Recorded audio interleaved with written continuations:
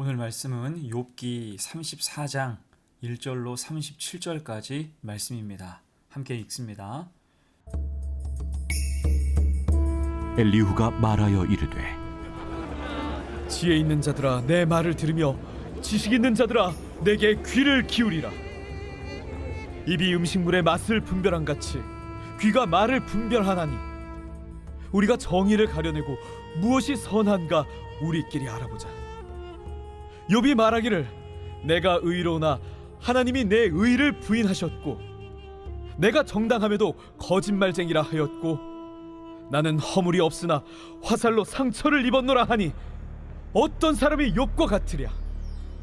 욥이 비방하기를 물 마시듯 하며 악한 일을 하는 자들과 한패가 되어 악인과 함께 다니면서 이르기를 사람이 하나님을 기뻐하나 무익하다 하는구나. 그러므로 너희 총명한 자들아 내 말을 들으라. 하나님은 악을 행하지 아니하시며 전능자는 결코 불의를 행하지 아니하시고 사람의 행위를 따라 갚으사 각각 그의 행위대로 받게 하시나니 진실로 하나님은 악을 행하지 아니하시며 전능자는 공의를 굽히지 아니하시느니라. 누가 땅을 그에게 맡겼느냐? 누가 온 세상을 그에게 맡겼느냐? 그가 만일 뜻을 정하시고 그의 영과 목숨을 거두실진데 모든 육체가 다 함께 죽으며 사람은 흙으로 돌아가리라. 만일 내가 총명이 있거든 이것을 들으며 내 말소리에 귀를 기울이라. 정의를 미워하시는 이시라면 어찌 그대를 다스리시겠느냐? 의롭고 전능하신 이를 그대가 정죄하겠느냐? 그는 왕에게라도 무용지물이라 하시며 지도자들에게라도 악하다 하시며 고관을 외모로 대하지 아니하시며 가난한 자들 앞에서 부자의 낯을 세워주지 아니하시나니 이는 그들이 다 그의 손으로 지으신 바가 됨이라. 그들은 한밤중에 순식간에 죽나니 백성은 떨며 사라지고 세력 있는 자도 사람의 손을 빌리지 않고 제거함을 당하느니라. 그는 사람의 길을 주목하시며 사람의 모든 걸음을 감찰하시나니 행악자는 숨을 만한 흑암이나 사망의 그늘이 없느니라. 하나님은 사람을 심판하시기에 오래 생각하실 것이 없으시니 세력 있는 자를 조사할 것 없이 꺾으시고 다른 사람을 세워 그를 대신하게 하시느니라. 그러므로 그는 그들의 행위를 아시고 그들을 밤사이에 뒤집어 엎어 흩으시는도다.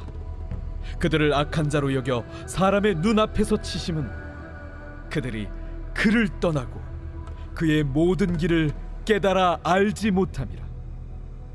그들이 이와 같이 하여 가난한 자의 부르짖음이 그에게 상달하게 하며 빈궁한 사람의 부르짖음이 그에게 들리게 하느니라. 주께서 침묵하신다고 누가 그를 정죄하며 그가 얼굴을 가리신다면 누가 그를 배울 수 있으랴. 그는 민족에게나 인류에게나 동일하시니 이는 경건하지 못한 자가 권세를 잡아 백성을 올가매지 못하게 하려 하심이니라. 그대가 하나님께 아뢰기를 내가 죄를 지었사오니 다시는 범죄하지 아니하겠나이다. 내가 깨닫지 못하는 것을 내게 가르치소서. 내가 악을 행하였으나 다시는 아니하겠나이다 하였는가? 하나님께서 그대가 거절한다고 하여 그대의 뜻대로 속전을 치르시겠느냐? 그러면 그대가 스스로 택할 것이요 내가 할 것이 아니니 그대는 아는 대로 말하라. 슬기로운 자와 내 말을 듣는 지혜 있는 사람은 반드시 내게 말하기를 욥이 무식하게 말하니 그의 말이 지혜롭지 못하도다 하리라. 나는 욥이 끝까지 시험받길 원하노니 이는 그 대답이 악인과 같음이라. 그가 그의 죄에 반역을 더하며 우리와 어울려 손뼉을 치며 하나님을 거역하는 말을 많이 하는구나. 비난과 비판의 차이라는 제목으로 말씀 증거하겠습니다. 어제 주일 예배 때 우리가 알아보았듯이 31장까지 있었던 욥과 친구들 간의 논쟁이 더 이상 진전되지 않고 멈추게 되자 엘리후가 갑자기 등장을 했습니다. 사실 엘리후의 등장은 당혹스러워요. 왜냐하면 지금까지 전혀 그에 대한 언급이 없었기 때문입니다. 더욱이 42장에서 하나님이 새 친구를 책망하실 때에도 그의 이름은 보이지 않습니다. 자, 그럼에도 엘리후의 등장이 중요한 것은 그가 욥과 친구들의 대화를 해석하기 때문이에요. 특히 그는 이제까지 욥과 친구들의 대화를 주로 듣기만 했습니다. 자신이 그들보다 어리기 때문에 그것이 예의라고 생각했던 거지요. 그러나 연배가 높다고 해서 반드시 지혜롭고 정의로운 것이 아님을 알았기에 이제 자신의 의견을 말하겠다고 선언했습니다. 그러면서 욥과 세 친구 모두를 비판하지요. 그 나름대로 중재자를 자처한 것입니다. 대신 욥을 대놓고 비방하거나 정죄하지는 않고자 했어요. 이것이 다른 세 친구와 엘리후의 차이점이었습니다. 이전에 등장했던 욥의 세 친구는 현재 욥이 겪고 있는 처참한 상황을 보면서 주로 훈계와 정죄를 일삼았지요. 심지어 그들은 욥에게 숨겨둔 악행이 없다면 이런 일이 도저히 일어날 수 없다라고 단정적으로 말했습니다. 한마디로 그들은 욥의 고통이 인과응보, 무서운 죄악의 결과임을 확신한 거였지요. 그래서 31장까지 이어지는 긴 대화는 주로 욥의 상황에 대한 친구들의 잘못된 해석과 거기에 반론을 피력하는 욥의 입장이 충돌한 것이었어요. 대신 32장에 처음 등장한 엘리후는 그들 모두가 빠져있는 오류에 대해서 조목조목 반박합니다. 그중 오늘 본문은 엘리후가 행한 네 번의 주장과 변론 중에서 두 번째에 해당하는데 그는 지혜를 사랑하는 사람들과 지식 있는 사람들에게 하나님께서 행하시는 심판에 대해서 말합니다. 욥과 그 친구들에 대해서 비판하기로 작정한 것과 같지요. 오늘 5절로 9절입니다. 욥이 말하기를 내가 의로우나 하나님이 내 의를 부인하셨고 내가 정당함에도 거짓말쟁이라 하였고 나는 허물이 없으나 화살로 상처를 입었노라 하니 어떤 사람이 욥과 같으랴. 욥이 비방하기를 물 마시듯 하며 악한 일을 하는 자들과 한패가 되어 악인과 함께 다니면서 이르기를 사람이 하나님을 기뻐하나 무익하다 하는구나. 자, 먼저 엘리후는 욥의 말과 주장에 대해서 문제가 있다고 지금 지적하고 있습니다. 곧 욥은 자신의 의로움을 주장하기 위해서 하나님의 의로우심을 부인했고 그런 식으로 자기 의견을 관철하기 위해서 하나님을 비방하는 모습이 마치 악한 사람과 같다는 거예요. 물론 이것은 새 친구가 욥을 마치 범죄자처럼 몰아간 것에 대한 욥의 변론이었죠. 하지만 엘리후가 보기에는 아무리 그래도 그렇지 자신의 의로움을 입증하기 위해서 고난 주신 하나님이 부당하다고까지 주장하는 게 정상이냐고 일갈하는 것과 같습니다. 여러분, 이것이 고통을 해석하는 인간의 한계이겠죠. 예기치 않은 고난이 찾아올 때 사람들은 대개 그 원인이 무엇인지 찾으려고 합니다. 그리고 자신을 돌아보며 혹시 저지른 실수나 죄악이 없는지를 살펴요. 그래서 때로는 진실한 회개가 따라오기도 합니다. 그런데 아무리 곱씹어 생각해 보아도 원인을 알 수 없고 찾을 수 없을 때 사람들은 공의의 하나님을 놓고 저울질하게 이르러요. 하나님이 어떻게 이러실 수 있나? 하나님은 어디에 계시는가? 즉 고난의 원인을 하나님께 돌리고 그 고난을 허용하시는 하나님의 정당성을 의심하게 된다는 것입니다. 지금 욥이 이 오류에 빠져 있다는 거예요. 그래서 엘리후는 하나님이 어떤 분인지 상세히 설명해요.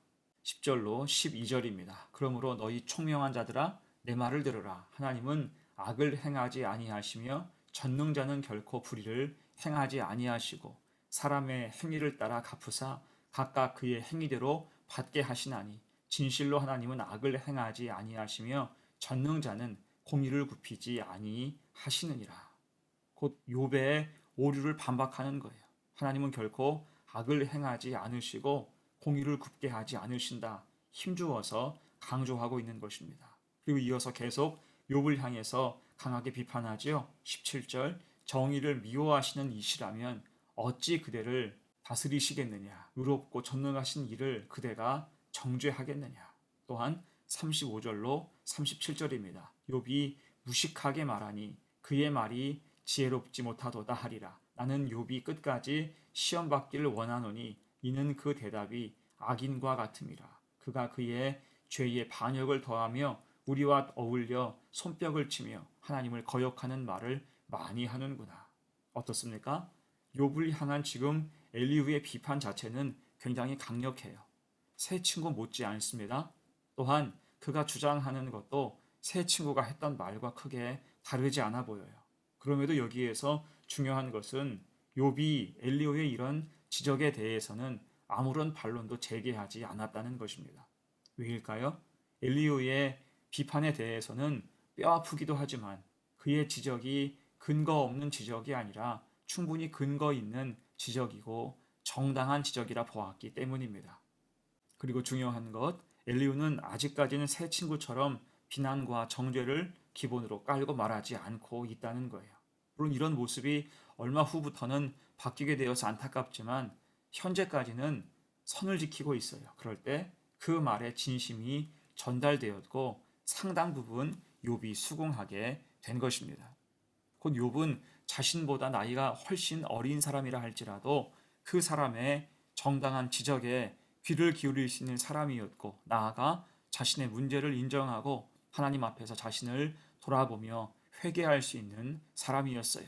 그래서 나중에 하나님께서 모든 것에 결론 내리실 때 욥은 더 이상 자신의 의로움을 주장하지 않습니다. 오늘 엘리후의 말을 어느 정도 인정한 결과로도 볼 수가 있겠죠. 그래서 그는 하나님 앞에서 이렇게 고백했습니다. 욥기 42장 3절이에요.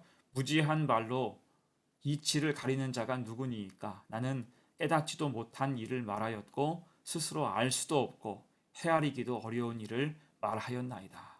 자기 의를 주장했던 것을 회개하고 있는 모습과 같습니다. 자, 이제 말씀을 마무리하면서 엘리후의 등장은 욥으로 하여금 자신을 돌아보게 하는 계기가 되었던 것 같아요. 물론 엘리후의 말이 다 맞는 것은 아닙니다. 그 역시 한계를 가진 말을 했고 새 친구와 다를 것 없는 주장을 펴기도 했어요. 그럼에도 현재까지 명확한 차이 한 가지는 적어도 함부로 비난하고 정죄하거나 조롱하진 않았다는 거예요. 이것이 우리가 누군가와 대화하고 혹은 상담할 때 그 태도가 얼마나 중요한지에 대해서 명확히 알려주는 대목입니다. 특히 우리가 살아가는 세상은 권선징악이나 인과응보의 단순한 논리로 돌아가지 않습니다. 심지어 어느 것이 선이고 악인지 모호할 때가 훨씬 많죠. 그러니 우리에게 필요한 것은 나의 논리로 상대방을 규정짓거나 비난해서는 안 된다는 것입니다. 대신 절대자이신 하나님의 뜻을 나누고 함께 새길 때 성숙해가며 우리 신앙의 문제와 오류를 교정할 수가 있다는 거예요. 이 지혜로 오늘도 함께 믿음을 바르게 세워나가는 복된 성도가 되시기를 간절히 축원합니다. 아멘. 함께 기도합니다. 하나님 아버지, 우리가 사는 이 세상은 갈수록 선과 악의 경계가 모호하고 많은 논리와 주장이 난무하고 있어서 무엇이 하나님의 뜻인지 알기 어려울 때가 많습니다. 그때 하나님 주신 지혜와 말씀을 잘 묵상하며 하나님의 뜻이 어디에 있는지 생각하고 서로 돕는다는 마음으로 믿음을 나누며 권면하게 하옵소서. 그래서 우리 믿음의 연약함과 오류를 교정하게 하시고 대신 함부로 비난하거나 정죄하지 않게 하셔서 믿음으로 가는 길이 허물어지지 않도록 돌보아 주시옵소서. 예수님의 이름으로 기도하옵나이다. 아멘.